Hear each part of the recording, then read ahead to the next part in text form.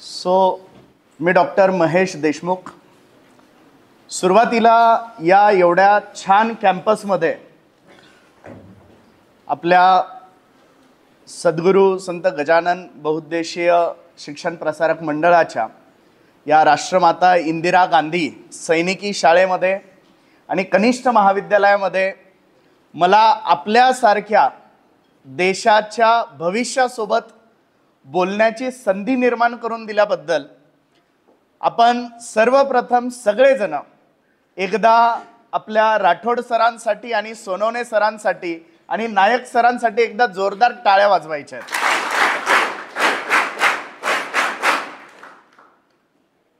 खरं तर मुलांसोबत आम्ही नेहमीच बोलतो, कारण आमचं आयुष्यच कदाचित तुमच्यासोबत बोलण्यासाठी या देवाने आम्हाला दिलेलं आहे असं आम्ही मानतो. परंतु सैनिकी शाळेमध्ये इतक्या शिस्तबद्ध असणाऱ्या मुलांसोबत, म्हणजे एवढ्या अडचणीत तुम्ही सगळे बसलेले आहेत, परंतु तुमच्या प्रत्येकाचं अटेन्शन जे समोर आहे ते बघून म्हणजे मला पर्सनली असं वाटतंय की का मी सुद्धा एखाद्या सैनिकी शाळेचा विद्यार्थी नाही झालो आणि का मला सुद्धा राठोड सर किंवा सोनवणे सर किंवा नायक सरांसारखे विजनरी लोक माझ्या लहानपणी नाही भेटले असं मला तरी तुमच्याकडे बघून वाटतंय. आता आपण या ठिकाणी तुम्ही आज जमलेले आहात, मी आलेलो आहेत आणि अर्थात सोनवणे सरांना काही डाऊट होता की काय. सरांचं वारंवार एकच वाक्य आल्यापासून, सर आमच्या मुलांना तुम्हाला छान मार्गदर्शन करायचंय. कदाचित सर मला आठवण करून देत होते की बाबा तुम्ही 1 तास आले कशासाठी आहे. इतकं डेडिकेशन तुमच्यासाठी असणारे लोक तुम्हाला भेटलेत. तर आपण आजच्या या 1 तासाच्या सेशनमध्ये नीट प्रिपरेशन असेल, सीटी प्रिपरेशन असेल, NDAचं प्रिपरेशन असेल किंवा त्यासोबत मी अजून एक फील्ड तुम्हाला सुचवेल, आयसर या एक्झामिनेशनचं प्रिपरेशन असेल, या सगळ्या गोष्टींसाठी आपण काय केलं पाहिजे, काय नको करायला, या सगळ्या संदर्भाने आज आपल्याला इथे बोलायचं आहे. आपण एक छोटीशी सुरुवात करू. जर बायोलॉजी बद्दलच जर मला बोलायचं असेल तर तुम्ही सगळेजण, आता हे सगळे कोणत्या वर्गातले? 11वी 12वी. ओके चलो. सो बायोलॉजी के बारे में आपको ये तो मालूम होगा कि यार बायोलॉजी में हम लोग किसकी पढ़ाई करते हैं? लिविंग ऑर्गेनिजम्स की. किसकी पढ़ाई करते हैं? सही बात है.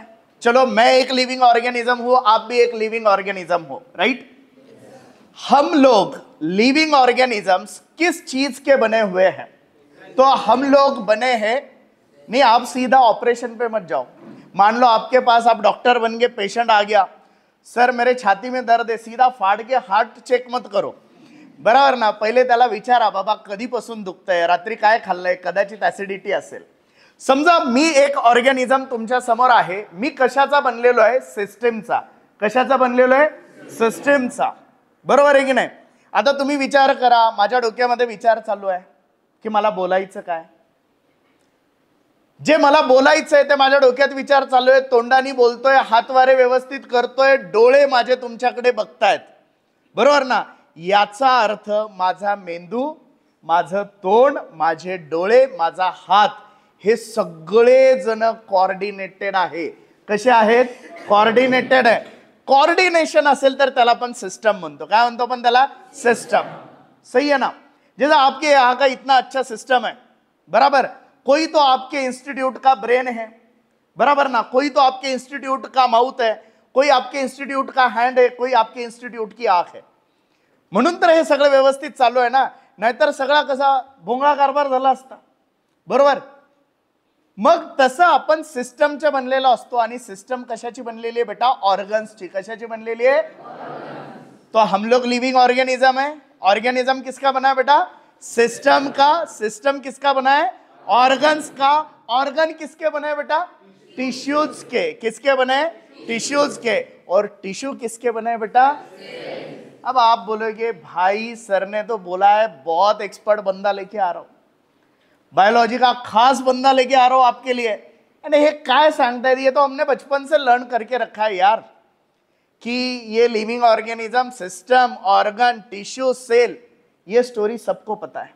असली स्टोरी यहां से शुरू होती है बेटा.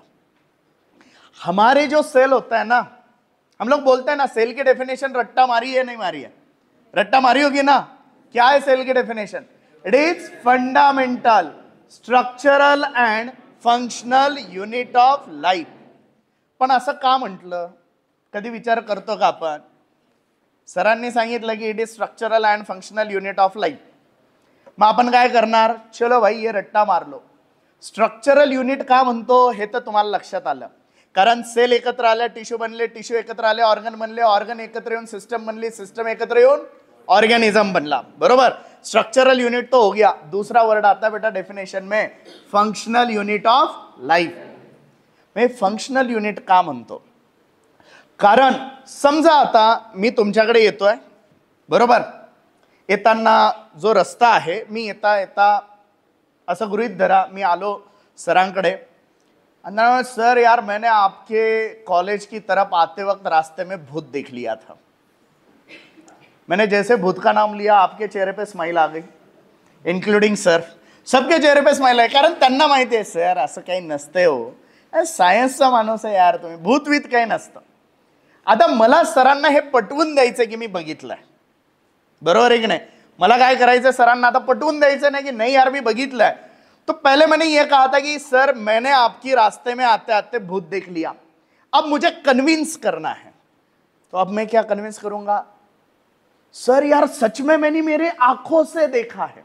आपण काय म्हणतो, समजा आपला मित्र ऐकत नसेल, बरोबर आहे की नाही? तुम्ही समजा काहीतरी बघितलं आणि मित्र काय ऐकत नाही, तर मित्र ऐकायला जन्मालाच नाही आलेले, ते ऐकवायलाच आलेले असतात, बरोबर आहे की नाही? मग समजा तुम्ही तुमच्या मित्राला सांगतो यार मी ना ते बघितलं, तर हे काही नको सांगू. मग आपण काय म्हणतो, यार मी माझ्या डोळ्यांनी बघितलंय. इसका मतलब पहले मैंने क्या बोला था, ऑर्गेनिज्म लेवल की बात करी थी कि मैंने देखा. अब मैं क्या बोल रहा हूं, मैंने मेरी आंखों से देखा. यानी मैं नहीं काम करता भाई, मेरी आंखें काम करती है. अब अपनी सोच वहां तक ही है ना बेटा, इसलिए आप आंखें बोलोगे. अब मैं आपको बताता हूं, हमारी आंखें कुछ काम की नहीं है. खूप लोक बघतो ना आपण, त्यांच्याकडे डोळे पण त्यांना दिसत नाही, बरोबर आहे की नाही? त्यांच्याकडे डोळे पण त्यांना दिसत नाही. आपल्या डोळ्यांमध्ये स्पेशल सेल्स आहेत बेटा. काय डोळ्यांमध्ये स्पेशल सेल्स आहे, and that cells are having ability to absorb light and transfers its signal to brain. Cell के पास क्या प्रॉपर्टी, कौन सी लाइट आ रही, मान लो यहाँ पे पूरा अंधेरा कर दिया, हमको कुछ दिखेगा? क्यों नहीं दिख रहा है? अंधेरा कोई चीज इस दुनिया में नहीं है, बराबर ना? अंधेरा is nothing but the absence of light. Darkness ऐसी कोई चीज इस दुनिया में नहीं है बेटा. Darkness is the absence of light. Light ही नहीं है, किसी पे गिरेगी नहीं, आएगी नहीं, तो मुझे क्या खाक दिखाई देगा? मला दिसणारच नाही ना.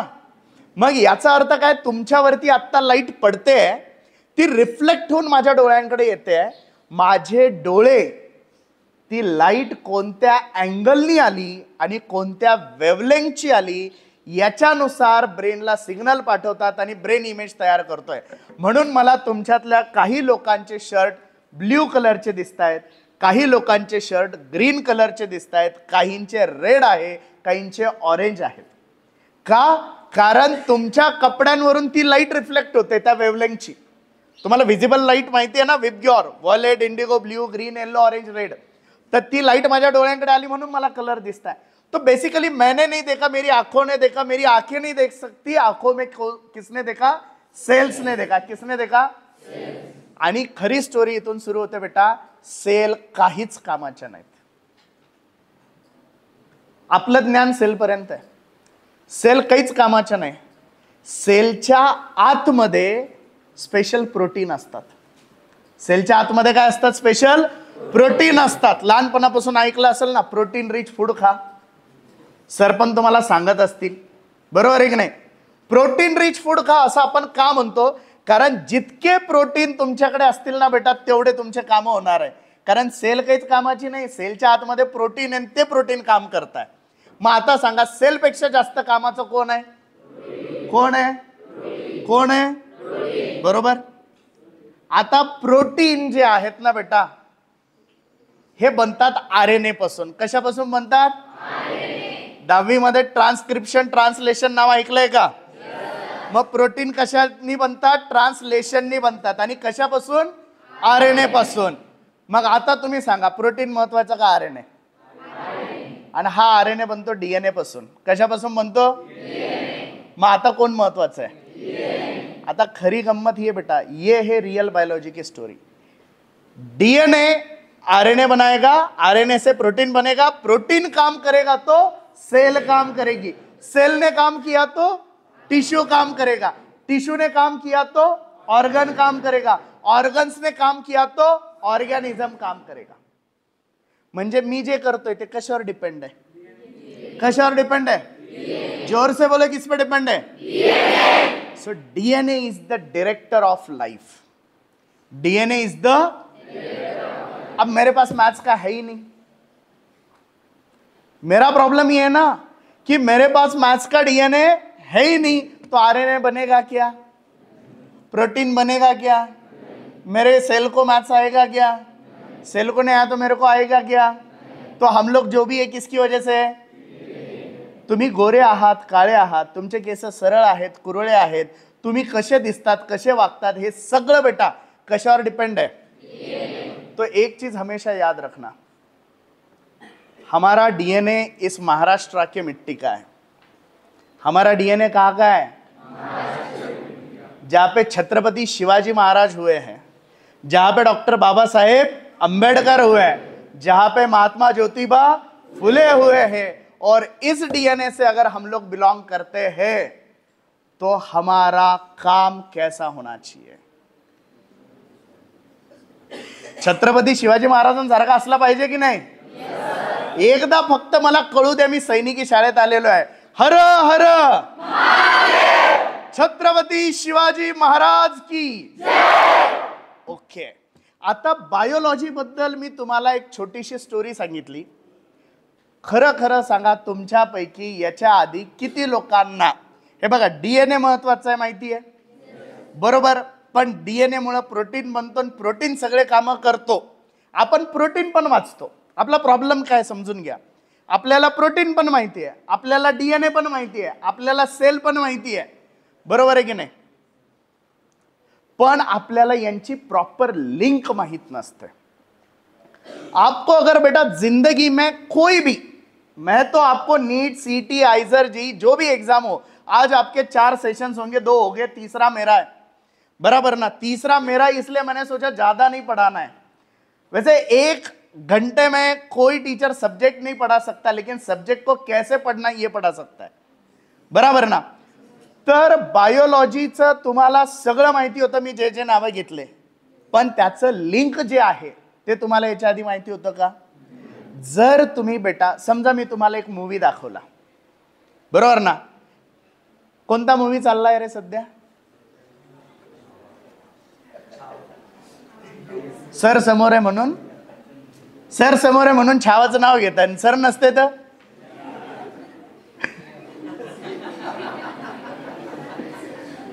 अभी देखो, मला सय्याराचा तर ते ऍक्ट्रेस कोण आहे तिचं नाव नाही आठवणार, कारण त्या पोराचे काहीतरी आजोबाची कोणती तरी स्टोरी वाचली म्हणून मला त्याचं नाव लक्षात राहिलं. अहान पांडे काहीतरी नाव आहे ना त्याचे, का नाव हिरोचं नहीं, जरा हम तो स्टोरी पे फोकस करते, कौन कर रहा है ये नहीं मेरे को हमको मालूम. समजा मी तुम्हाला एक एक किरदार, समजा मी फक्त काय केलं माहिती काय, एका माणसाला आणलं, त्याला म्हटलं हे ना याचे हे कॅरेक्टर आहे, दुसरा व्यक्ती आणला त्याचे हे कॅरेक्टर आहे, असं जर चित्र उभं केलं तर तुम्हाला काहीच नाही कळणार. पण तेच जर मी तुम्हाला पूर्ण मूवी जर दाखवला ना, मग तुम्हाला काही कळलं का विचारायचं कामच नाही राहणार, कारण ते आपल्याला सगळ्यात भारी कळतं. तसंच सब्जेक्टचा अभ्यास करण्याची सुद्धा एक पद्धत असते बेटा, आणि ती पद्धत जर तुम्हाला जर भेटली तर तुम्ही कुठल्याही विषयामध्ये यश मिळवू शकता. बऱ्याचदा जसं मी तुम्हाला सांगितलं, मेरे पास मैथ्स का DNA नहीं है, it's a part of joke. बऱ्याचदा आपल्या डोक्यामध्ये असतो, मेरे को ये नहीं आता, मेरे को वो नहीं आता, मेरे को ये नहीं आएगा. आणि त्यातले सगळ्यात मोठे शिकार आमचे 2 मित्र असतात, एक फिजिक्स वाले आणि दुसरे मॅथ्स वाले. सगळ्यात मोठे शिकार म्हणजे पोरं काय करतात माहितीये का, आमच्याकडे नीटला पोरं येतात ना सर, बायोचा तुफान अभ्यास करतात आणि थोडाफार केमिस्ट्रीचा. त्यांना म्हटलं ना असं का करतात, ते म्हणतात फक्त बायो समजतं म्हणून बायोचा खूप अभ्यास करतो, आणि फिजिक्स तसं भी समजत नाही, मग त्याचा कायला अभ्यास करायचा. मतलब जो धोखा देने वाला है उससे क्या प्यार करना, बराबर ना. जो धोखा ही देने वाला है उससे क्या प्यार करना. तो बच्चों को है ना फिजिक्स बहुत बार धोखा दे देता है. पण असं नाही आहे बेटा. मूळ प्रश्न हा असतो की आपला स्वतःवरती विश्वास नाही आहे. आणि या प्रिपरेशन मध्ये, या जर्नी मध्ये तुमच्यासाठी एक सगळ्यात महत्त्वाची गोष्ट मी सांगेन की तुम्हाला या वयामध्ये एका श्रीकृष्णाची गरज असते. आणि तुमचे श्रीकृष्ण तुमचे शिक्षक होऊ शकतात, पण बऱ्याचदा आपल्याला शिक्षकांबद्दल भीती असल्यामुळे आपण त्यांच्या जास्त जवळ जात नाही. पण आपले मित्र खूप चांगले श्रीकृष्ण होऊ शकतात. पण आपला प्रॉब्लेम आपल्या मित्रांचा आहे, त्यांना कर्ण व्हायचंय. मित्रांना काय व्हायचंय? कर्ण व्हायचंय. कसं माहितीये का, तुम्ही ऑब्झर्व करा. कर्ण हा जो होता, प्रचंड धैर्य, बुद्धिमत्ता, चातुर्य, सगळ्या गोष्टी आहेत त्याच्याकडे. फक्त त्याच्या आयुष्यात श्रीकृष्ण नव्हता. कर्णाला परशुरामाने शाप दिला होता. कर्णाने खोटं बोललं होतं की बाबा मी ब्राह्मण आहे आणि मला धनुर्विद्या शिकवा. परंतु एका इन्सिडन्स नंतर जेव्हा ते परशुरामांना झोप आलेली होती आणि ते कर्णाच्या मांडीवरती झोपले, एक भृंग आला आणि त्यांनी काय केलं, ते कर्णाची मांडी कोरायला सुरुवात केली. रक्त निघायला लागलं, परशुरामांच्या चेहऱ्याला रक्त लागलं आणि त्यांना जाग आली. जाग आल्यावर त्यांनी कर्णाला विचारलं की हे काय. ते म्हटले काही नाही गुरु, तुम्ही झोप लागलेली होती, तुम्हाला ती मोडू नये म्हणून मी हे सहन केलं. ते म्हणे तू ब्राह्मण असूच शकत नाही, कारण तुझ्यात हे सहन करण्याची ताकद असू शकत नाही. ते म्हणे खरं सांग तू कोण आहे. आता कर्णाला कोण माहिती नव्हतं, पण तो खोटं बोललेला होता. परशुरामांच्या लक्षात आलं आणि त्यांनी त्याला शाप दिला की ज्या दिवशी तुला सगळ्यात जास्त गरज असेल ना युद्धविद्येची, त्या दिवशी मी शिकवलेली सगळी युद्धविद्या तू विसरणार आहे. याच कर्णाकडून एक गाय मारल्या गेली होती, चुकून बाण लागला होता त्या गायीला. तेव्हा त्याला एका ब्राह्मणाने शाप दिला की तू जेव्हा निहत्ता असशील, निशस्त्र असशील, त्यावेळेस तुझ्यावरती हल्ला होईल. याच कर्णाकडून एकदा जमिनीवरती रागाच्या भरात गदा आपटल्या गेली होती, त्यावेळेस त्याला भूमातेने शाप दिला होता की ज्या दिवशी तुला खूप गरज असेल मी तुझ्या मदतीला येणार नाही. आणि याच कर्णाकडे जगातले सर्वात स्ट्रॉंग कवच कुंडल होते आणि ते सुद्धा भगवान श्रीकृष्णाने इंद्रदेवाच्या मदतीने युद्धाच्या आदल्या दिवशी काढून घेतलेले होते. म्हणजे त्याला माहिती आहे की मी सुरक्षित नाही. त्याला माहिती आहे की ऐनवेळी मी सगळ्या विद्या विसरणार आहे. त्याला माहिती आहे की भूमाता मला मदत करणार नाही आहे. त्याला माहिती आहे की मी निशस्त्र असल्यावरती माझ्यावर हल्ला होणार आहे. तरी तो मित्रासाठी युद्धात गेला. आपल्याला असे मित्र लय आवडतात. पोरगा म्हटलं ती बघ की लगेच हा म्हणतो कोणती, निळ्या रंगावाली का ग्रीन रंगावाली. आपला मित्र जो आहे तो हे नाही म्हणत की अरे हे चूक आहे. तो काय म्हणतो निळ्या ड्रेसवाली का हिरव्या ड्रेसवाली. मग कर्ण आहे की नाही आपल्या आयुष्यात. आपल्या आयुष्यात कोण आहे? कर्ण आहेत. आपल्या आयुष्यात कोण पाहिजे? श्रीकृष्ण. कर्ण अफाट अचाट सगळं आहे, पण मित्रांमुळे त्याचा रस्ता बिघडलेला होता. त्याच्याकडे काहीच कमी नव्हतं, काहीच कमी नव्हतं. तुम्हाला जर म्हटलं ना की तुला पेन नाही देत पेपर लिहायला जाय. आता काल परवा आमच्या एका मुलाचा फोन आला मला म्हटला सर मला हाताने OMR फिलअप करता येणार नाही, तर पेपर देऊ का नको. अर्थात मी होतो फोन उचलायला. मी म्हटलं पेपर दे, तू फक्त टिक कर, तुला OMR फिलअप करायला आम्ही एक माणूस देऊ. आणि दुसऱ्या दिवशी सकाळीच ते पोरग पेपरच्या आधी मला गाडीवर ट्रिपल सीट भेटलं. तुला गाडी चालवता येते, OMR फिलअप करता येईना. बरोबर आहे की नाही. आपला प्रॉब्लेम हा आहे की आपल्याला आयुष्यात करेक्ट मार्ग दाखवणारे कमी आणि वाईट मार्ग दाखवणारे जास्त भेटायला लागले. कर्णाकडे सगळं होतं, फक्त योग्य संगत नव्हती. जर योग्य संगत असेल तर तुम्ही कुठलंही युद्ध जिंकू शकता. तुम्ही किती हुशार आहात, तुम्ही किती मेहनती आहात, तुम्ही कसे आहात, तुमचे संस्कार काय आहे, या सगळ्या गोष्टी फेल ठरतात जर तुम्ही चुकीची बाजू आयुष्यात जर निवडलेली असेल तर. हे आपल्याला कर्ण शिकवतो. आणि तुमच्याकडे दोन गोष्टी कमी जरी असतील तरी तुम्ही कितीही मोठी लढाई जिंकू शकता, हे तुम्हाला अर्जुन शिकवतो. श्रीकृष्ण योग्य मार्ग दाखवणार आहे, बरोबर आहे की नाही? आणि मित्र तसे पाहिजे. मित्र कसे पाहिजे? वाट दाखवणारे पाहिजे का वाट लावणारे पाहिजे? मनात काय म्हणताय? कारण तुम्ही जे म्हणाले ना वाट दाखवणारे, तुम्ही दुसऱ्याची वाट लावली, शेजारच्याची, बरोबर आहे की नाही?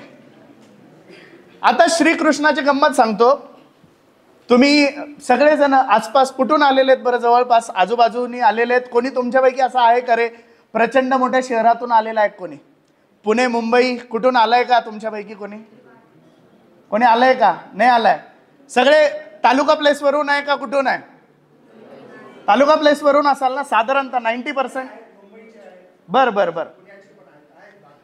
तुम्हाला एक छोटी गंमत सांगतो मी. तुम्हाला तरी योग्य मार्ग दाखवणारे श्रीकृष्ण भेटलेत, तुमच्या समोर बसलेले आहेत. आमच्या आयुष्यात ते वेळेवर भेटले नव्हते, थोडे उशिरा भेटले सर. आम्ही 11वी 12वी पर्यंत मला फार काही येत नव्हतं. म्हणजे मी आज डॉक्टर महेश देशमुख आहे ना, त्यातला डॉक्टर जो आहे तो फक्त माझ्या मित्रांमुळे आहे. मी फक्त महेश देशमुख आहे, बरोबर ना? डॉक्टर हा सगळ्या मित्रांचा आहे. काय झालं होतं, 11वी 12वीत कसं बसं सायन्स घेतलं. मग आमच्या वेळेस एक ट्रेंड होता, तुम्ही जर हुशार असाल तर सायन्स घेणे, बरोबर ना? आणि जर तुम्ही हुशार नसाल तर तुम्ही कॉमर्स घेणे, आणि तुम्हाला काहीच येत नाही फक्त लग्न करायचंय तर तुम्ही आर्ट्स घेणे. फिक्स ट्रेंड होता. हुशार है सायन्स, कुछ तो करना है, जमीन विमीन काही नाही आहे तुमच्याकडे, कॉमर्स, बरोबर? आणि तुमच्याकडे बाकी सगळं आहे, फक्त तुम्हाला लग्न करायचंय. तर तुम्ही काहीतरी आपलं पोरगी बघायला गेले तर काय करतो, तर ग्रॅज्युएशन झालेलं आहे. ग्रॅज्युएशन तेव्हा कधीच आहे ना, मी BA झालोय असं नव्हते म्हणत, ते म्हणायचे मी ग्रॅज्युएट आहे. कशातून झालं हे लोक सांगत नव्हते. तर साधारणतः मी त्या बॅकग्राऊंडमधून होतो, थोडाफार बरा होतो, थोडंफार यायचं मला. आणि मग मला सांगितलं की तू सायन्स घे. मी 11वी 12वीला सायन्स घेतलं, काय क्लास फीस काय लावले नाही, कसा बसा सायन्स घेतल्यावरही पास झालो. पास झाल्यावरती माझ्या गल्लीतल्या एकाने बायोटेकला ॲडमिशन घेतलेलं होतं. गल्लीतल्या एका पोराने बायोटेकला ॲडमिशन घेतलं. मी त्यासोबत क्रिकेट खेळायचो. मग आता सगळे लोक विचारायचे आता 12वी नंतर काय, 12वी नंतर काय, 12वी नंतर काय, प्रश्न पडायला लागला. म्हटलं तू काय करतो रे? तो 1 वर्षांनी मोठा होता ना, म्हणजे तू काय करतो? तो म्हणे बायोटेक. म्हटलं कसं आहे? म्हणे भारी आहे. बरोबर ना, आपल्याला एवढंच बस होतं, चांगलं आहे ना, हां चल ठीक आहे. गेलो बायोटेकला ॲडमिशन घेतलं. आता माझं सुदैव आणि त्याचं दुर्दैव, दुर्दैव होतं की सुदैव होतं त्याचं देव जाणे. आमच्या एका साधारण छोट्याशा कॉलेजमध्ये एका पोराने मुंबईवरून येऊन ॲडमिशन घेतलं. मुंबईवरून येऊन म्हणजे 1 वर्षात आम्ही त्याला फक्त चिडवायचो कि क्या गधा आदमी है, लोग यहाँ से पुणे मुंबई जा रहे, तू वहां से इधर आ रहा है. म्हणजे आजचं संभाजीनगर, त्यावेळी औरंगाबाद, फार छोटंसं शहर होतं आपलं. आज तरी ते शहर प्रचंड मोठं झालेलं आहे. आम्ही त्याला चिडवायचो की तू तिथून इथे आलाय. तर तो काय करायचा माहिती आहे का, आमच्या वर्गात लेक्चर सुरू झाले आणि तो वर्गात आहे ना उत्तरं द्यायचा. तो उत्तरं द्यायला लागल्यावरती आम्हाला प्रश्न पडायचा. समजा मॅडम आल्या आणि त्या म्हटल्या तुम्हाला DNA माहिती आहे का, आम्ही सगळे असे बसायचो, फक्त असं बघायचो. आपल्याकडे तर नाही पाहत ना. म्हणजे जर मी हेच जर क्वेश्चन आन्सरचं सेशन ठेवलं असतं तर तुम्ही असे नसतात, तुम्ही असे असतात. किसको देख रहा है, अपने को देख रहा है, नीचे देख नीचे देख, बरोबर ना? ते भाऊ उत्तर द्यायचा. मग मला प्रश्न पडला की यार आपल्याला काहीच येईना, याला येतंय, नेमका प्रॉब्लेम काय? आता मी हुशार नव्हतो, पण मी पुस्तकं तर वाचलेले होते ना. यार सांगता येऊ न येऊ, गोष्ट ऐकलेली पाहिजे, बरोबर आहे की नाही? तुम्हाला नाही का एखाद्याची खबरं असतात पा, तर आपल्याला कसं आहे त्याचा वापर हो ना हो, पण नेमकं घडलंय काय हे माहिती पाहिजे. तसं मी म्हटलं यार याला कसं काय येतं. मी एक दिवस गेलो त्याच्या रूमवर, म्हटलं यार अभिजीत, हमको किसी को आंसर नहीं आता, सिर्फ तेरे को आंसर आता है, कैसे? तो मैंने अरे ये मेरा सब सिलेबस में हुआ है। मतलब काय बोलतो? म्हणे ये सब मेरे को बुक्स में था। मी शॉक, मी म्हणलं यार सरकारने आपल्यासोबत चिटिंग केली काय? मुंबईला वेगळे पुस्तकं वाटले आणि बाकी महाराष्ट्रात वेगळे वाटले काय? म्हणलं यार ऐसे कैसे हो सकता, मेरे बुक में नहीं तेरे बुक में कहां से आया? त्यांनी सांगितलं त्या दिवशी मला आयुष्यात पहिल्यांदा कळालं की शिक्षणाचे 3 बोर्ड आहे. आता चौथा पण आलेला आहे, पण 3 बोर्ड आहे. ICSE, CBSE, state board. आम्ही आपले स्टेट बोर्डवाले आणि तो पठ्ठ्या होता CBSEचा. मला आयुष्यात पहिल्यांदा कळलं बरं का CBSE म्हणजे. आज मी मुलांना शिकवतो बरोबर ना, आज मी मुलांना विचारतो तू CBSEचा आहे का स्टेट बोर्डचा आहे, आणि हे दरवेळेस विचारताना मला एकदा तरी आठवण येते की आपल्याला या वयात हे बी कळत नव्हतं बरोबर ना. तो म्हणला CBSEचा. मग मी ठरवलं यार ये बंदे में जान है. आता जर आपल्याला आयुष्यात जर कोणी पुढे नेऊ शकणार असेल तर आपण याच्यासोबत राहायचं. मान अपमान कष्ट काहीच विचार नाही करायचा, आपण या पोरासोबत राहायचं. तुम्हाला कळालं पाहिजे योग्य वयात आपण राहायचंय कोणासोबत. आणि फर्स्ट इयर होत गेलं, हे सगळं करता करता आमची चांगली मैत्री जमली आणि पुण्यामध्ये I2IT डॉक्टर विजय भटकर ज्यांनी सुपर कम्प्युटर बनवला त्यांचं एक इन्स्टिट्यूट आहे, ते डिरेक्टर आहे, रिसर्च सेंटर आहे, खूप मोठं रिसर्च सेंटर. एक दिवस ते I2ITचं हा पठ्ठ्या ॲड घेऊन आला. म्हटला तिथे ना रिसर्चची कॉम्पिटिशन आहे. काय म्हटला तो? रिसर्चची कॉम्पिटिशन. जितकं आश्चर्य तुम्हाला वाटतंय ना तितकंच मला पण वाटलं होतं. कदाचित मला तुमच्यापेक्षा जास्त वाटलं असेल. आणि मी त्याला म्हटलं भाऊ आपण काही बाप जन्मात पुणे पाहिलेलं नाही. माझ्यासाठी पुणे आणि मुंबई तेव्हा त्यावेळेस रविवारी संध्याकाळी 4 वाजता मराठी पिक्चर यायचे, लक्ष्मीकांत बेर्डे, अशोक सराफ, आणि त्यांच्या पिक्चरमध्ये जे पुणे मुंबई असायचं माझ्या डोक्यात तेच पुणे मुंबई होतं. तो म्हटला नाही आपल्याला जायचं. मी म्हटलं पागल आहे का, इथं इज्जत चालली ती काय कमी का? लोकांची इथं जाऊन कुठं घालतो? सिंपल आहे भाई, अपने को आता कुछ नहीं, वहां कहा जाना है बराबर. तो म्हटला नाही आपल्याला जायचं. त्यांनी काय केलं, एक एक करत जवळपास आम्ही 8 जण तयार झालो. आपल्याला पुण्याला जायचं रिसर्चच्या कॉम्पिटिशनला, आणि आम्हाला रिसर्चचं आर सुद्धा माहीत नाही, फॅक्ट. पण तो म्हटला नाही आपल्याला जायचं आहे. मग आम्ही तयारीला लागलो, मस्त प्रेझेंटेशन वगैरे बनवलं, ते प्रोजेक्ट मॉडेल विडल भारी बनवलं होतं. नंतर खूप डोकं लावलं. एकदा आपल्या लोकांची एक खासियत आहे, कायम लक्षात ठेवा, आपण नाही नाही म्हणतो पण ज्या वेळेस एखाद्या युद्धात उतरतो ना तर मराठे काय चीज आहे हे अख्ख्या भारताला आणि भारताच्या बाहेर पण लोकांना माहिती आहे. आपल्याला आधी तेवढा कॉन्फिडन्स नसतो पण आपल्यात दम फार आहे, पोटेन्शियल फार आहे आपल्यामध्ये. मग आम्ही ते तयारी करायला लागलो. झालं, सगळं झालं. आणि एक आमचे सर होते. सर म्हणजे काय, ते पासआउट झाले आणि सर बनलेले. म्हणजे आमच्यापेक्षा त्यांच्यामध्ये एक 4-5 वर्षांचा डिफरन्स. आम्ही सेकंड इयरला आणि ते MSc पास होऊन आमच्याकडे आलेले, म्हणजे 4-5 वर्षांचा डिफरन्स. तर ते सर आमच्यासोबत आले आणि आम्ही गेलो पुण्याला. आता आयुष्यात पहिल्यांदा पुणे पाहत होतो. बिल्डिंग, रस्ते, गर्दी. म्हणजे आम्ही आहे ना अक्षरशः ते आपण गार्डनमध्ये गेल्यावर प्राणी तुमच्याकडे कसे पाहतात कुतूहलानी, तसं आम्ही पुण्याकडे बघत होतो कुतूहलानी की हे काय. आणि जेव्हा त्या I2ITच्या गेटमध्ये घुसलो, बाप रे बाप, म्हणजे आम्हाला असं वाटायचं पळा इथून. आमचे सर आम्हाला धरायला नाही नाही नाही. एक रात्र आम्ही कशात घातली माहिती आहे का, आमच्या सरांना समजून सांगण्यात, सर लई इज्जत जाईन,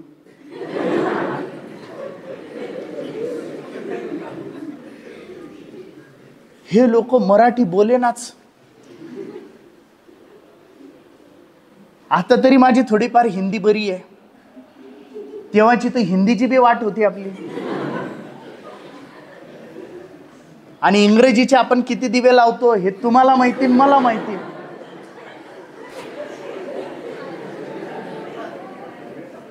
तुम्हाला जर एखादा माणूस इंग्रजीत बोलताना दिसला तर असं नाही समजायचं की हा सगळं करेक्ट बोलतोय.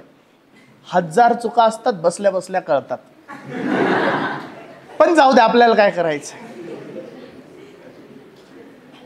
आम्ही इतके परेशान, तर कॅफेटेरियात गेलो आम्हाला जेवायला वगैरे. जेवणच उतरे ना गाड्यात, कारण आजूबाजूला डायरेक्ट इंग्रजीत बोलायचे.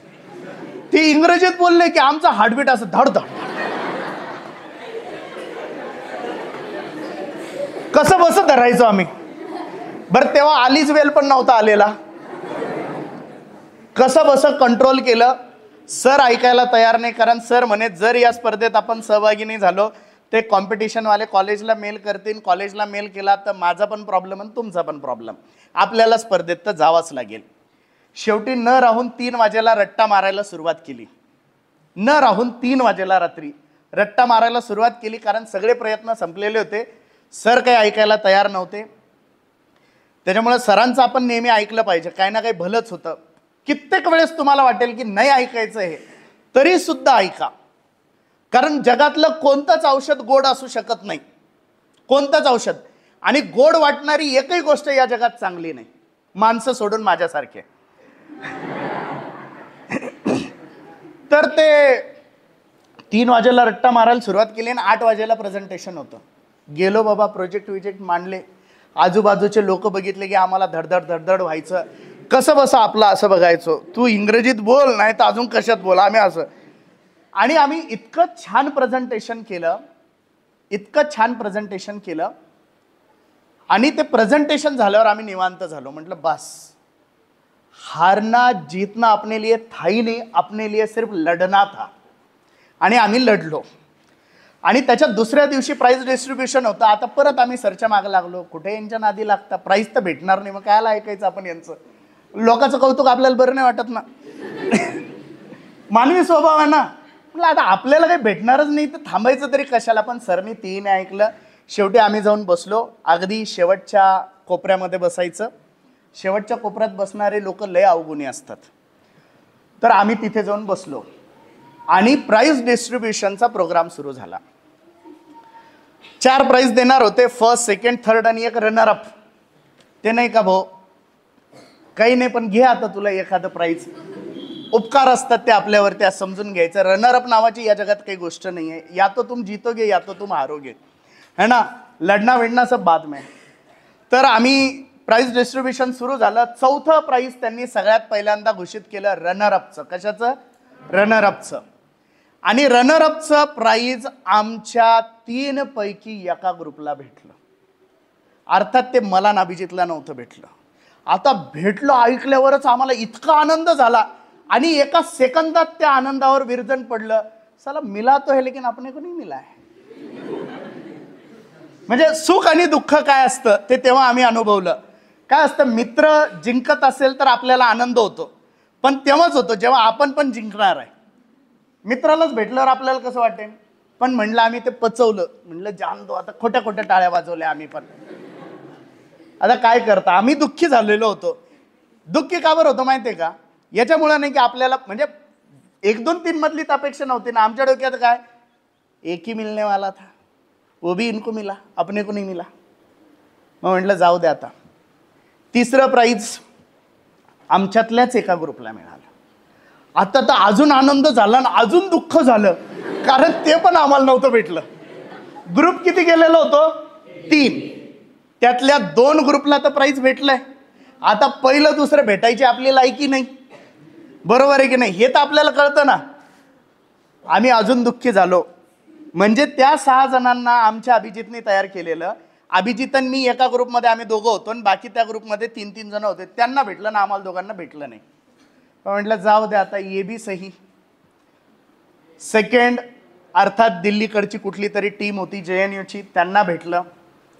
आणि फर्स्ट प्राइज अनाऊन्स करण्याची वेळ आली आणि फर्स्ट प्राइज भेटलं होतं मला आणि अभिजित सिंगला.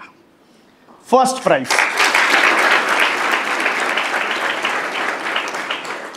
आणि आजही माझ्या कानामध्ये ते वाक्य आहे विजय भटकरांचं कि यार ये तुम, तेव्हा औरंगाबाद होता ना, ये तुम औरंगाबाद वाले खाके के आ गए यार. 4 में से 3 प्राइज तो तुमको ही मिला है. पूरी इंडिया से लोग आए थे. आणि ते आम्हाला गोल्ड मेडल वगैरे भेटलं होतं.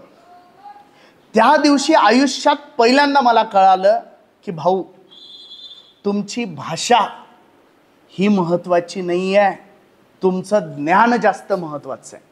आपल्या पोरांचा सगळ्यात मोठा बॅरियर काय माहितीये का? आपल्याला असं वाटतं की मला जे समजतंय ना ते मला इंग्रजीतूनच आलं पाहिजे. गरजेचं नाहीये बेटा.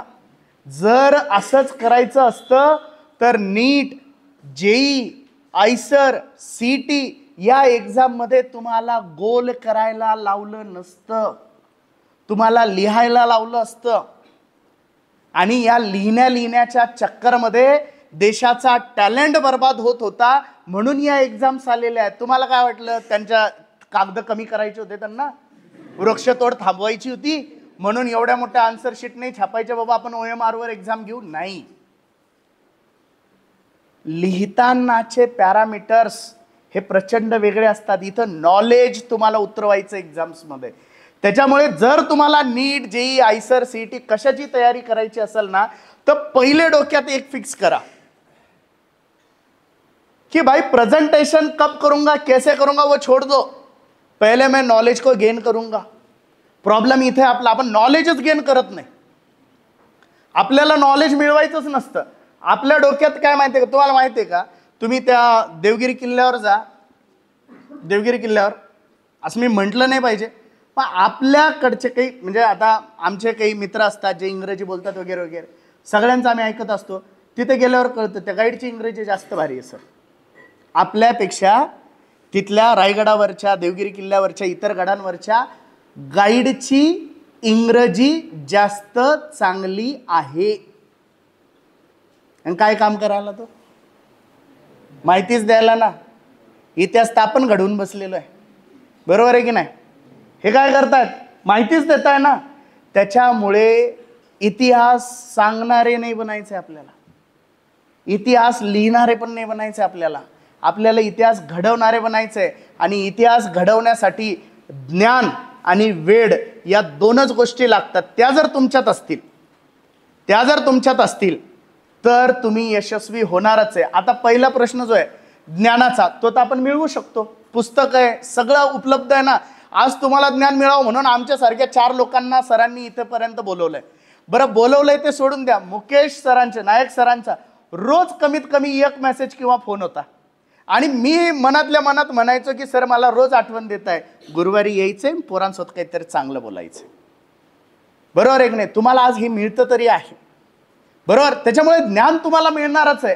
आता राहिली एकच गोष्ट, काय, वेळ. आणि ज्या DNA मध्ये छत्रपती शिवाजी महाराज, ज्या DNA मध्ये डॉक्टर बाबासाहेब आंबेडकर, आणि ज्या DNA मध्ये महात्मा ज्योतिबा फुले आणि यांच्यासारखे लोक ज्या DNA मध्ये आहेत ना, त्या DNA ला वेळ विकत घ्यायची गरज नाही. तुम्ही इमॅजिन करा ना यार, जागीरदार होते समजा. आत्ता जर माझ्याकडे जर 25-30 एकर जर जमीन असती, बरोबर आहे की नाही, तर मी सकाळी 7ला उठून लेक्चर घेतलं नसतं, बरोबर ना.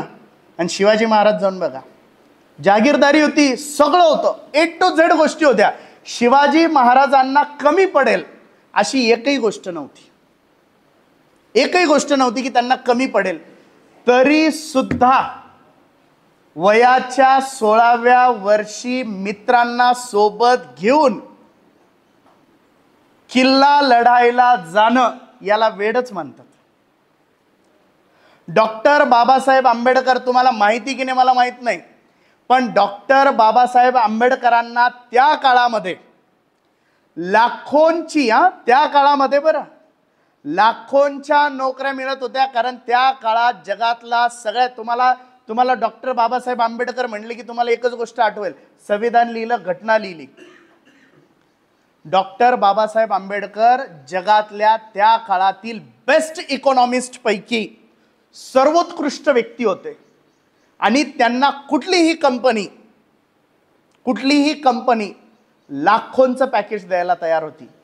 हे सगळं सोडून द्यायचं आणि इथं लोकांसाठी लढायचं, शिव्या खायच्या, वेळ प्रसंगी पळायचं, मान अपमान सगळं सहन करायचं, याला वेड म्हणतात. महात्मा ज्योतिबा फुले, तुमच्या माहितीच तो त्या काळातले सरकारी कॉन्ट्रॅक्टर होते. आत्ताचा सरकारी कॉन्ट्रॅक्टर पहा तुम्ही, गळ्यात एवढी मोठी चेन, ती बी जेवढं ओझं म्हणजे झापतं तेवढंच घालतो तो. त्याला जर इच्छा जर झाली ना, तो त्याला अजून त्याच्यापेक्षा मोठं सोनं घालायची इच्छा असते. एवढी मोठी गळ्यात चेन असते आत्ताच्या कॉन्ट्रॅक्टरची. हातात बसणार नाही एवढ्या अंगठ्या असतात, बरोबर आहे की नाही. भारीवाली गाडी असते, फॉर्च्युनर, थार वगैरे वगैरे जे काय असेल, आत्ताच्या सरकारी कॉन्ट्रॅक्टरकडे.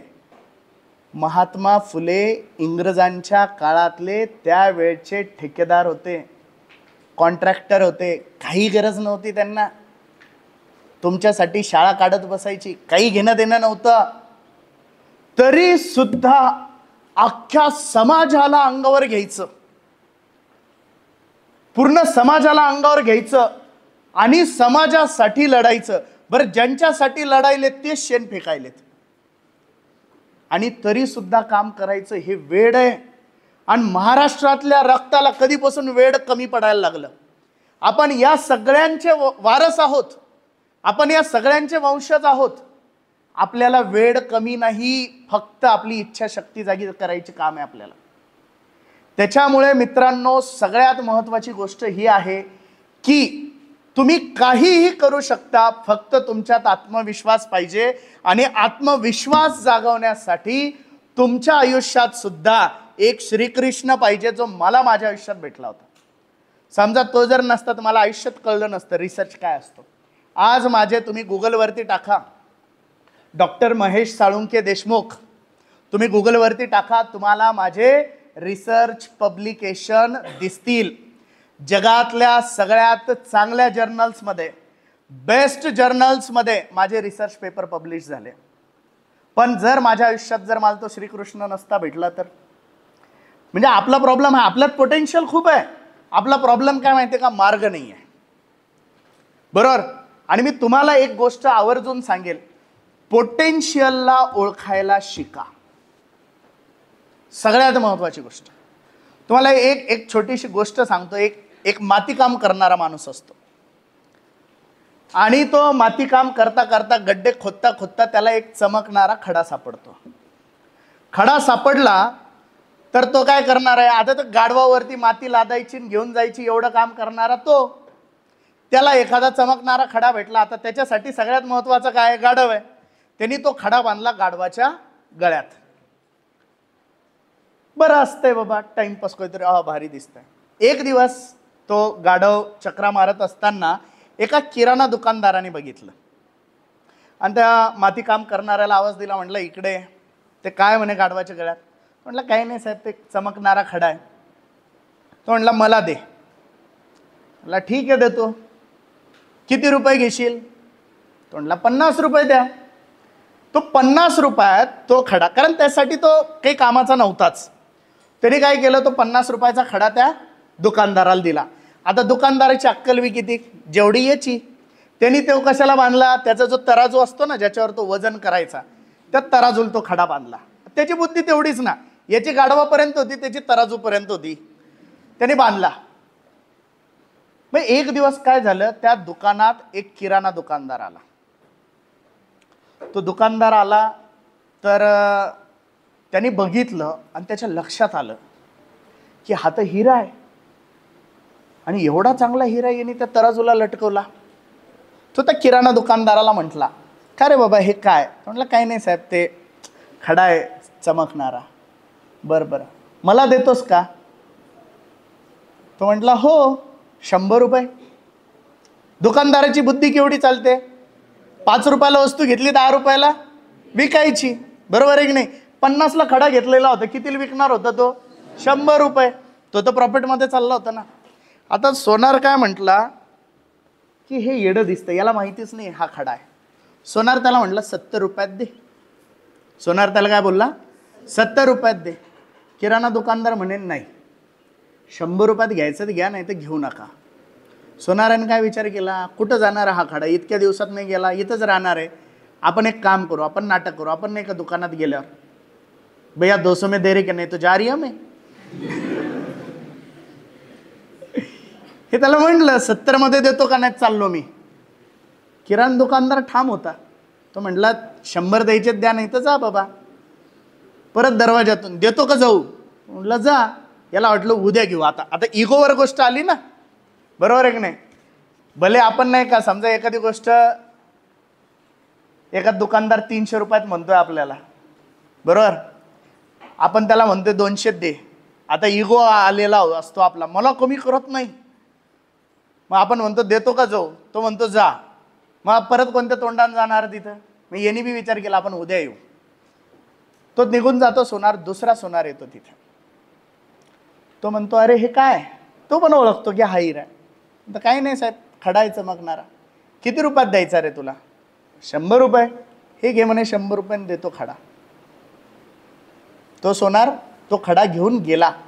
आता हे आलं नमुना मागच्या दिवशीचं 70. दुसऱ्या दिवशी म्हटला यार मला तो खडा दे. तो म्हटला नाही साहेब, तो तर देऊन टाकला. कोणाला? काल एक जण आले होते म्हणे. किती रुपयाला? 100 रुपयाला. अबे तू काय गाढव आहे म्हणे. अरे हिरा होता तो, हिरा लाखो रुपयांचा, तू 100 रुपयात दिला. तुला काय अक्कल आहे का? ते चिडला ना सोनार एकदम. किराणा दुकानदार एकदम शांत होता. तो म्हटला माझं सोड, मला तर तसं बी काही कळत नव्हतं. तुला तर कळत असून सोडला ना.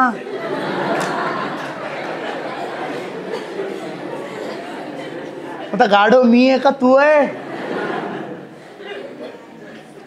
आपला प्रॉब्लेम आहे हा भाऊ. नुसता हसू नका. तुम्ही सुद्धा हिरेच आहात, पण तुम्हाला कळेना आपण हिरे आहात. तुमचा प्रॉब्लेमच आहे हा. तुमचा प्रॉब्लेम हा नाही आहे तुम्ही ग्रामीण भागातून आलेत. तुमचा प्रॉब्लेम हा नाही आहे तुम्हाला भाषा जास्त चांगली येत नाही. तुमचा प्रॉब्लेम हा नाही आहे की तुमच्याकडे ते वातावरण नाही. तुमचा प्रॉब्लेम हा नाही आहे तुम्हाला खूप चांगले क्लासेस नाही. तुमचा प्रॉब्लेम हा आहे की तुम्हाला माहित नाही तुम्ही हिरे आहात. स्वतःला ओळखण्याची ताकद तुमच्यात नाही आहे. आणि जे 2 नंबरचे सोनार होते का 100 रुपयात हिरा नेणारे, ते इकडे बसलेले आहेत. कारण त्यांना माहिती आहे की हे हिरे आहेत आणि म्हणून त्यांनी तुम्हाला इथे ऍडमिशन दिलं आणि आम्हाला बोलवलं यांचा फायदा करा.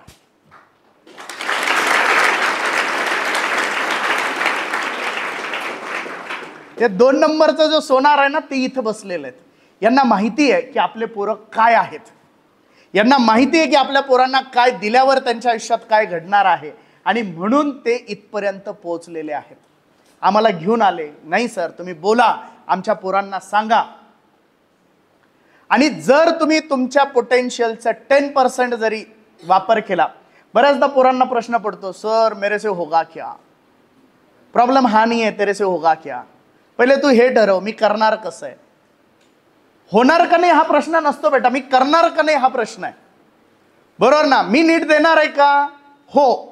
हो ठरलं ना, लढायला जायचं. प्रश्न नाही विचारायचे. आजकालच्या पोरांना काय सवय लागली माहितीये का? प्रश्न लय विचारायला लागले. त्याला म्हणलं नीट करतो का? बरं. होईन का? पहिला प्रश्न. बरं पोरं तर पोरं सोडा, पालक बी येऊन विचारते होईन का? आता तुम्हाला माहिती तुमचा DNA.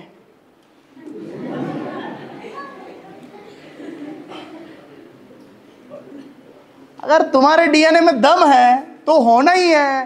तुम डाउट क्यों ले रहे हो? तुम्ही डाउट घेणं म्हणजे काय? स्वतःच्या DNA वरती डाउट घ्या. तुम्ही म्हणजे कोण? तुमचा DNA.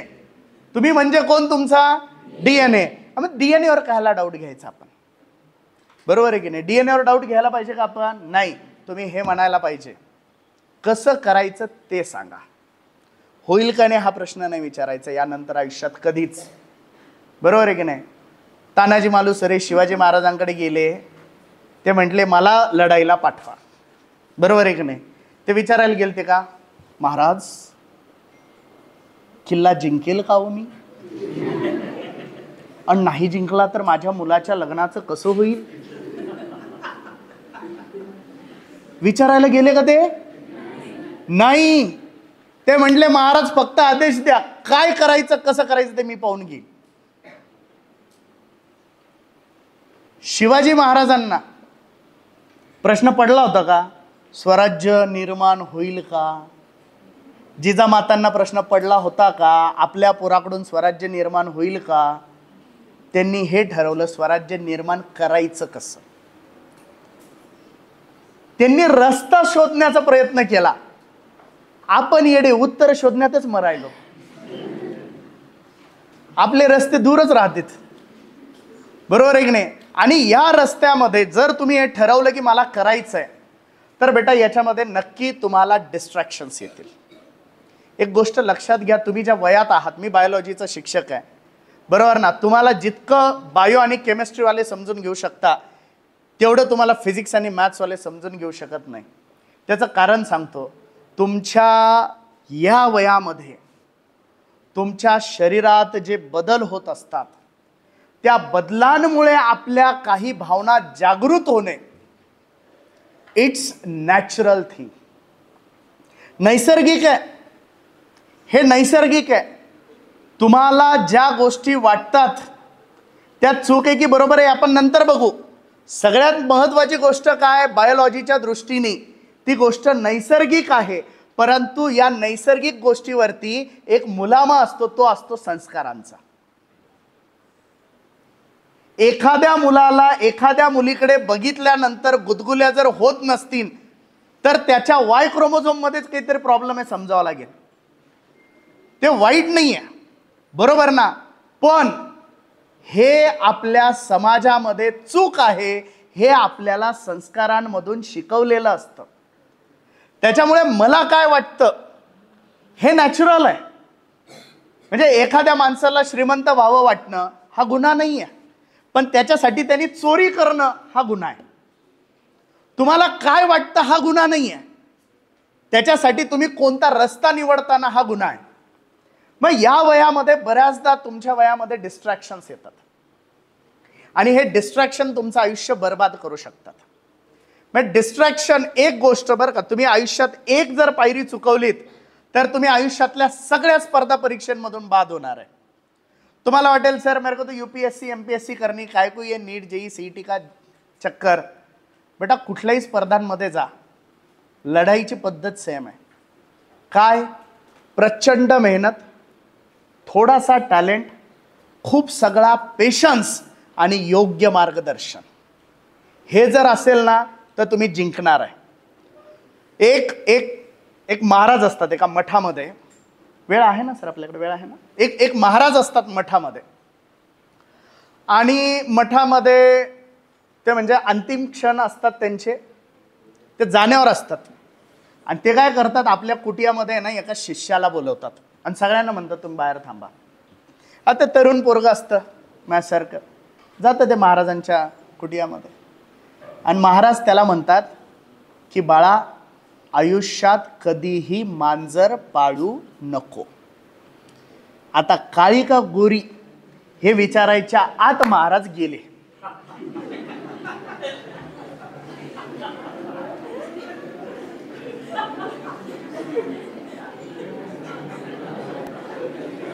आता पोरग टेन्शन मध्ये आलं ना, तुम्ही विचार केला, तुम्ही बी टेन्शन मध्ये यालाय, साला ये क्या भानगड आहे.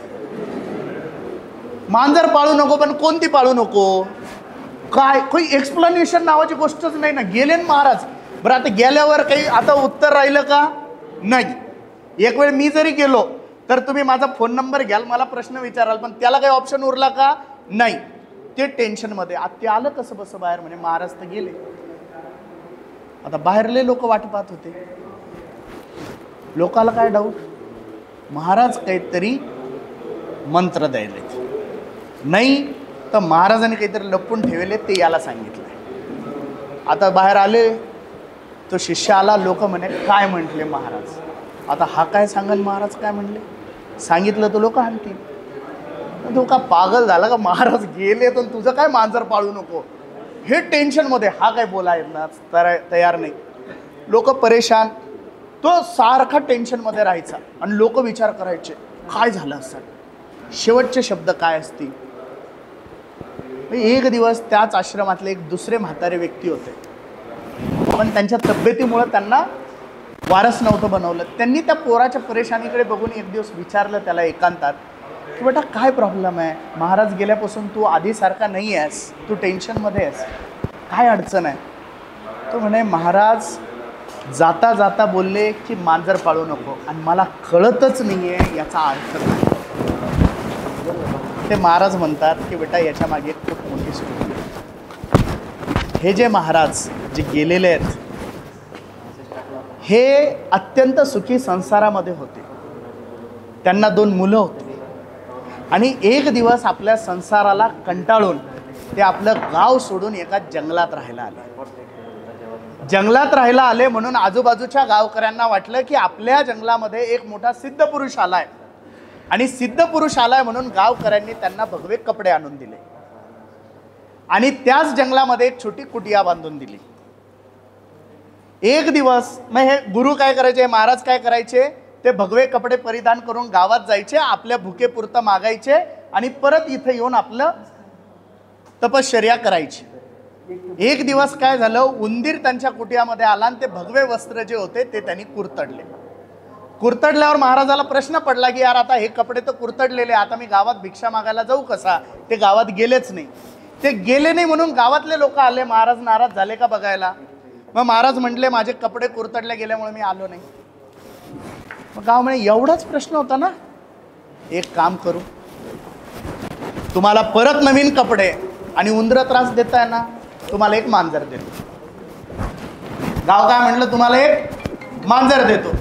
महाराज खुश झाले, म्हणले यार काय भारी गोष्ट आहे, मांजर भेटली तर उंदराचा त्रास नाही ना. आणि महाराजांनी मांजर पाळली. बरोबर आहे की नाही. काय पाळली महाराजांनी, मांजर. आता झालं काय माहितीये का, ती मांजर भूक लागली की म्याव म्याव करायची.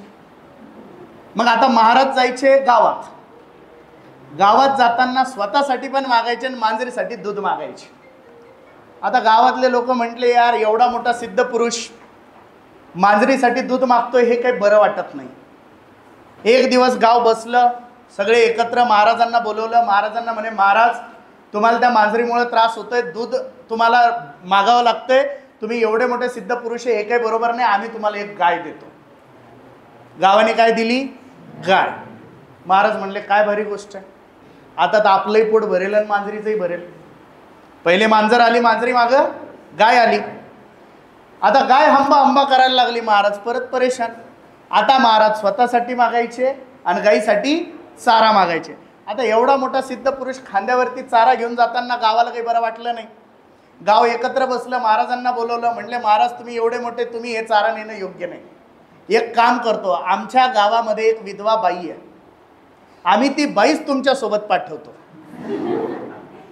म्हणजे ती बाई गाईचं सुद्धा आवरेल, दूध काढून मांजरीलाही देईल, तुम्ही तुमची तपश्चर्या करू शकता. महाराज म्हटले काय चांगलं गाव आहे बा, मांजर देते, गाय देते, बाई पण दिली.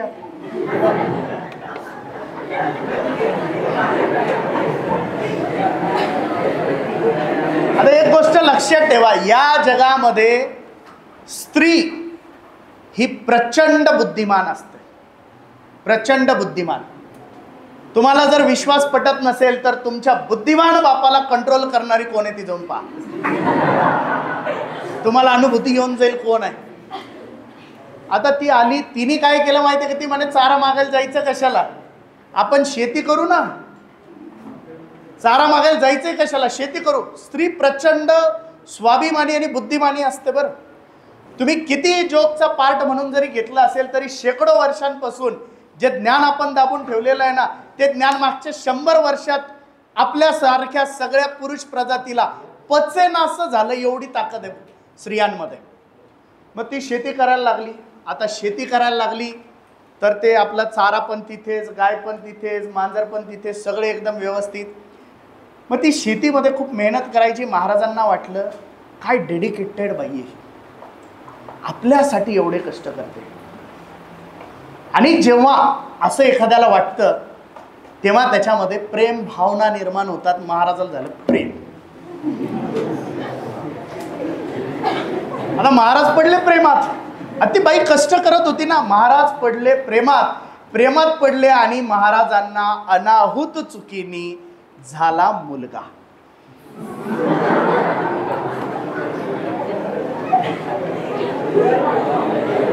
एक दिवस महाराज वैतागून दूरच्या डोंगरात गेले आणि विचार करू लागले की हे सगळं काय झालं, मला मुलगा झाला, कोणामुळे झाला, बाई. बाई का आली, गाय. गाय का आली, मांजर. चला मांजर पाळायची. तुमच्या आयुष्यात सुद्धा अशाच कित्येक मांजरी येतात.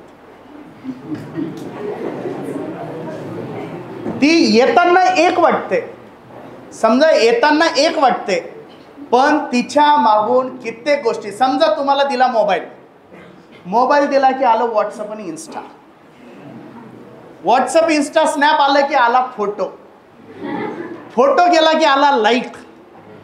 लाईक गेला की आला रिप्लाय. How are you.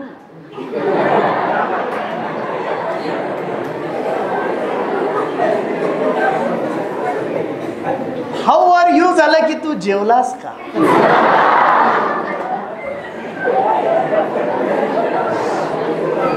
आणि जो पोटभर चेंदून बसलेला आहे तो म्हणतो नाही तुझ्या आठवणीत उपाशी.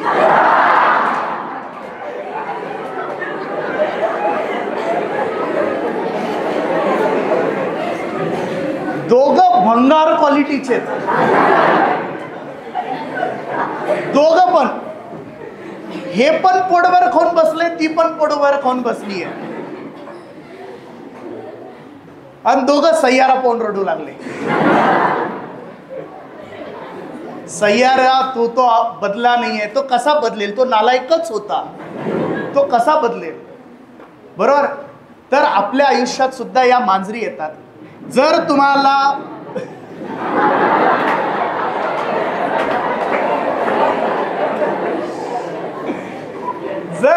आयुष्यात यश जर हवं असेल तर आपल्या यशाच्या वाटेत येणाऱ्या या मांजरी अडवा.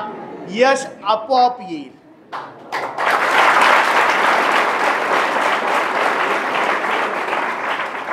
मोबाईल असेल, स्नॅपचॅट असेल, इन्स्टा असेल, आता एक नवीन प्रजाती आली आहे सर. तुम्हाला म्हणून सांगतो, कारण सर YouTube वरती फार ऍक्टिव्ह असतात. तुम्हाला म्हणून सांगतो सर, यांच्या घरचे, आम्ही काही मुलांना पकडलं, एक पोरग त्याला काहीच येत नाही, ते 6-6 तास YouTube बघायला. म्हटलं काय बघतो. तो पोरग लेक्चर पाहतोय. म्हटलं असं नाही होऊ शकत यार, ये नाही हो सकता. हे काय आता, काही चांगले पोरं काही वाईट पोरं आपल्याला लगेच कळतात. यार 6 तास ही YouTube बघायला हे नाही होऊ शकत. आता एक नवीन प्रजाती आली. व्हॉट्सअपची हिस्ट्री चेक होते, इन्स्टाची होते कारण त्याचा ID आहे, स्नॅपची होते. हे YouTubeच्या कमेंट बॉक्समध्ये चॅटिंग करतात. तू कशी आहेस. काही जण म्हणाले अरे बाप मला माहित नव्हतं उद्या. तिथं चॅटिंग करतात. म्हणजे जर तुम्हाला एखादी वस्तू भेटत असेल तर त्याच्या मागून प्रचंड डिस्ट्रॅक्शन्स येत असतात. एक गोष्ट लक्षात ठेवा बेटा, समजा मला इथून पुण्याला जर जायचं असेल तर पुण्याला जाणारा रस्ता अत्यंत नयनरम्य, निसर्गरम्य आणि खूप छान आहे. पण समजा आपल्याला पुण्याला जर जायचं असेल तर आपल्याला रस्त्यामध्ये खूप छान दृश्य दिसतील. एखादी नदी दिसेल, एखादं धरण दिसेल, एखादा छान डोंगर दिसेल, एखादी टेकडी दिसेल, एखादी दरी दिसेल, खूप सगळं दिसतं. आपण काय करतो, तिथे 5 मिनिटं थांबतो, फार फार तर तिथे चहा पिऊ, नाश्ता करू आणि 5 मिनिटांनी 10 मिनिटांनी आपण आपल्या रस्त्याला निघून जाऊ. यश जर मिळवायचं असेल तर आपलं डेस्टिनेशन यश हे फिक्स करावं लागतं. आज रस्त्याला चालायला सुरुवात केली आहे, रस्त्यात कित्येक गोष्टी येतील त्या बघा. मी हे म्हणणार नाही की तुम्ही त्या बघूच ना, त्या बघा, त्याचा आनंद घ्या, पण पुढच्या 5 मिनिटांनी स्वतःला समजून सांगा हे माझं डेस्टिनेशन नाही, माझा मार्ग वेगळा आहे आणि मला त्या मार्गाने जावं लागणार आहे. जेव्हा तुम्ही हे सगळं कराल ना बेटा, तेव्हाच तुम्ही यशस्वी होऊ शकता. आता हे सगळं मोटिवेशन मी तुम्हाला काय काय सांगितलेलं आहे इन शॉर्ट सांगतो. शेवटी मी शिक्षक आहे, रिव्हिजन तर शेवटी करूनच द्यावी लागेल. सगळ्यात महत्त्वाची गोष्ट बेटा, आयुष्यात एक चांगला कृष्ण निवडा, असा मुलगा, असा शिक्षक निवडा की जो तुम्हाला तुमच्या आयुष्याच्या स्वप्नापर्यंत घेऊन जाईल. एकदा त्याच्यासोबत राहायला लागल्यानंतर फक्त अभ्यासाच्याच गप्पा मारा, नाहीतर बऱ्याचदा पोरं अभ्यासाच्या निमित्ताने एकत्र येतात आणि अभ्यास सोडून बाकी सगळ्या गावावर चर्चा करतात. स्पेशली हे मुलींच्या बाबतीत जास्त होतं. बरोबर ना. नाही, आम्हाला आता सगळ्याच गोष्टी माहिती असतात, कोण काय करतं काय नाही करत. मुलं फार याच्या त्याच्या उचापत्या नाही करत, कारण त्यांना स्वतःच्याच उचापत्यांमधून टाइम भेटत नाही. तर एक चांगला श्रीकृष्ण निवडा, एक चांगला रस्ता निवडा. तुम्ही कुठल्याही मार्गात यशस्वी होणार आहे, पण यशस्वी होत असताना तुम्हाला चांगला मित्र, चांगला मार्ग आणि हा मार्ग निवडत असताना कुठल्याही डिस्ट्रॅक्शन पासून दूर राहायला शिका. एवढी एकच गोष्ट आज आपल्यामध्ये कमी आहे. ती जर तुम्ही शिकलात आणि स्वतःतला आत्मविश्वास जर तुम्ही जागा केला तर तुम्ही आयुष्यात यशस्वी झाल्याशिवाय राहणार नाही. मी फक्त नीटबद्दल, आज समजा नीटची तयारी करायची, बरेच पोरं म्हणतील की सर बायो छोड़ के सब कुछ हो गया. बायोची तुम्हाला एक गोष्ट सांगतो बेटा, जर तुम्हाला मॅथ्स आणि फिजिक्स अवघड जर जात असेल तर तुमच्याकडे काय पर्याय आहे. कुठलीही स्पर्धा परीक्षा गेली, तुम्ही CETला जा किंवा JEEला जा तुम्ही किंवा नीटला गेला, तरी तुम्हाला फिजिक्स तर कंपल्सरी आहे, त्याला आपल्याकडे काही पर्याय नाही, बरोबर ना. पण जर तुम्ही तुमचा अभ्यास बॅलन्स जर करण्याचा प्रयत्न केला, समजा एखादी क्रिकेटची मॅच चालू आहे, सुरुवातीला 15 ओव्हरमध्ये फिल्डर सगळे जवळ असतात, त्या वेळेमध्ये बॅट्समनचं टार्गेट काय असतं, 6 आणि चौके मारायचं, जास्तीत जास्त रन काढायचं. बायोलॉजी हा त्या प्रकारचा सब्जेक्ट आहे.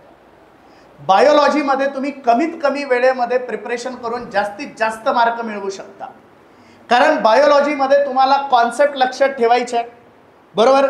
जर त्या तुम्ही समजून घेतल्या, जसं मी तुम्हाला सुरुवातीलाच सांगितलं, तुम्ही सेल ऐकलेली, DNA ऐकलेला, RNA ऐकलेला, प्रोटीन ऐकलेला, पण त्याचा जर सिक्वेन्स ऐकला तर तो रट्टा मारायची गरज पडत नाही, तो लक्षात राहतो. मग जर तुम्ही कॉन्सेप्ट समजून घेतल्या आणि पाठांतरासाठी निमॉनिक्स वापरले, समजा तुम्ही आता तुमच्यात काही 12वीचे लोक आहेत का, बरोबर ना. आता तुम्हाला ॲक्च्युली NCERT नुसार 11वीचा एक चॅप्टर आहे प्लांट ग्रोथ अँड डेव्हलपमेंट, बरोबर. प्लांट ग्रोथ अँड डेव्हलपमेंटमध्ये बेटा काही प्लांट ग्रोथ रेग्युलेटर आहे, समजा ऑक्झिन आहे. आता तुम्हाला ऑक्झिनचे कॅरेक्टर लक्षात ठेवायचे, सोपं आहे ना. आधी ने सेंटर लागो दिया रेड फ्लावर, क्रिसमस पर चर्च की लॉन पे, बरोबर.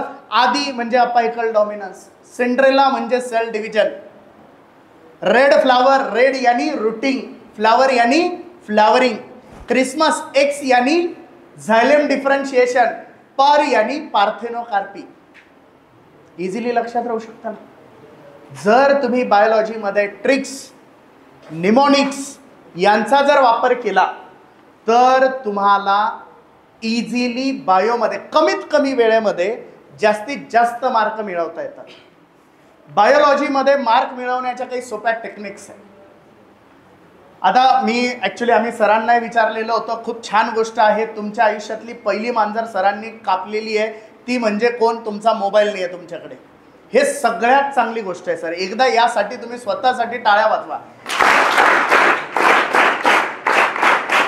कारण आजच्या जगात मोबाईल हा ऑक्सिजन पेक्षा जास्त महत्वाचा झालाय, बरोबर आहे. त्याला मोबाईल नाही सापडला तर त्याचं असे तळमळ होते, बरोबर ना. म्हणजे मोबाईल शिवाय जगू शकत, जो तुम्हाला सांगतोय का मोबाईल वापरू नका तुमच्या घरातले वगैरे, ते सुद्धा बिना मोबाईलचे नाही आहेत. आपला प्रॉब्लेम हा आहे. त्याच्यामुळे मोबाईल ही आपली एवढी मोठी गरज बनलेली आहे. बरं, मोबाईलचा प्रॉब्लेम आहे, समजा तुम्ही घरात TV बघत असले तर घरातल्या सगळ्यांना कळतं तुम्ही काय बघताय. तुम्ही मोबाईल बघत असले तर कोणालाच माहीत नाही तुम्ही काय करताय, बरोबर. त्याच्यामुळे ही खूप चांगली गोष्ट आहे. पण जरी समजा तुम्हाला कधीही काहीही अडचण वाटली तर आज तरी मी तुम्हाला फक्त एक्झामसाठी मोटिवेट करण्याचा प्रयत्न केला आहे. पण तुम्हाला ज्या दिवशी असं वाटेल की आम्हाला नीटसाठी, आयझरसाठी बायोलॉजीच्या काही टॉपिक्सची खूप जास्त गरज आहे, तर आपण 2 पर्याय करू शकतो सर. एक, तुम्ही मला हक्काने हवं तेव्हा यांचं 3 तासांचं 4 तासांचं एखादं लेक्चर ठेवा, ज्याच्यामध्ये, नाहीतर तुम्ही म्हणणार देशमुख सर अरे फिरतो आप मजा ही मजा. तसं नाही, फक्त विषय आपण शिकू. आणि ज्या दिवशी तुम्हाला शक्य असेल त्या दिवशी जर आपण ठरवलं तर यांना तुम्ही काहीतरी स्क्रीनवरती पण एकत्र दाखवू शकता. तसे सुद्धा बायोलॉजीचे तुम्हाला ज्या टॉपिकमध्ये जेव्हा केव्हा गरज वाटेल ते सुद्धा सेशन्स आपण ऑर्गनाईज करू शकतो. फक्त तुमच्यामध्ये पहिले एक आग पेटू द्या, बरोबर आहे की नाही. तुम्हाला कोळसे पाहिलेत का सगळ्यांनी, कोळसे पाहिलेले आहेत. कोळसे 2 प्रकारचे असतात बघा. एक निखारा म्हणतो आपण त्याला. निखारे माहिती आहेत का, गरम चुलीतून काढतात, आतमध्ये लाल असतात बघा, ते वरतून थोडे थोडे काळे असतात पण आतमध्ये लाल असतात, बरोबर ना. आणि एक कोळसा असतो तो एकदम गेलेला असतो, काळा, बरोबर आहे की नाही. ज्याच्यात निखारा आहे ना बेटा त्यालाच हवा मारून आग पेटवता येते, अलग लक्षात. ज्याच्यात निखारा आहे त्याच्यातच हवा मारून आग पेटवता येते. जो डायरेक्ट विजलेला आहे त्याला आम्ही किती हवा मारली तर तो पेटणार आहे का? तुम्हाला पहिले निखारे बनायचं आहे. तुम्ही एकदा निखारे बना. हवा मारायला मी 10 वेळेस तुमच्यापर्यंत येईल जर आम्हाला सरांनी सांगितलं तर की नाही सर आमचे पोरं करायला तयार आहे, तुम्ही फक्त या, मी माझ्या वेळेतला वेळ काढून तुमच्यासाठी इथपर्यंत नक्की येईल.